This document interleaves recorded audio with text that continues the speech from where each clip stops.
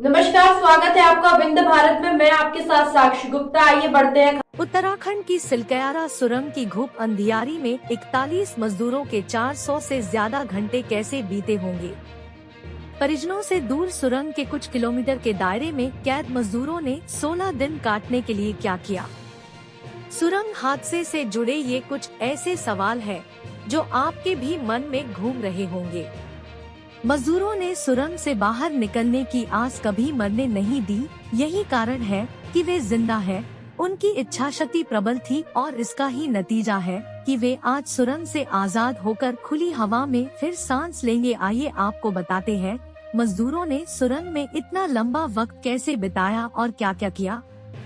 सुरंग में फंसने के बाद मजदूरों के सामने सिर्फ अंधेरा था, उन्हें कुछ नहीं दिख रहा था। समय बीतने के साथ बचाव अभियान शुरू हुआ और सुरंग में फंसे मजदूरों का संघर्ष भी मजदूर समझ चुके थे कि बाहर जाने का रास्ता खोजने में लंबा वक्त लगेगा।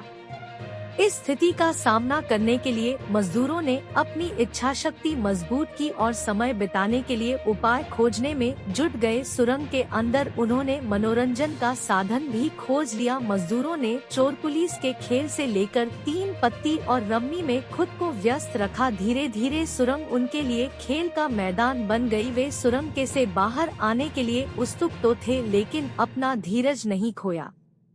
सुरंग में नियमित सैर, योग, प्रशासन की मदद से परिजनों के साथ बातचीत, 41 मजदूरों के लिए संजीवनी का काम की। इस दिनचर्या के साथ मजदूरों ने खुद को शारीरिक और मानसिक रूप से फिट रखा। गनीमत यह रही कि सुरंग में फंसे मजदूरों से संचार का माध्यम पूरी तरह से नहीं टूटा। 6 इंच की पाइप मजदूरों के लिए लाइफलाइन की तरह थी। इस पाइप के माध्यम से अधिकारियों ने मजदूरों को मोबाइल फोन और बोर्ड गेम उपलब्ध कराया और मजदूरों को खैनी की खेप भी भेजी गई। सुरंग में फंसे मजदूरों का पूरा ख्याल भी रखा गया। मनोचिकित्सक लगातार उनके संपर्क में थे। मनोचिकित्सक ने मजदूरों को योग का सुझाव दिया और मनोबल बनाए रखने के लिए लगातार बातचीत करते रहे। सबसे जरूरी था मजदूरों के लिए सुरंग में खाना पहुंचाना। इस काम को भी 6 इंच की पाइप ने आसान बना दिया। इन 16 दिनों में मजदूरों को पाइप के जरिए केले, सेब के टुकड़े,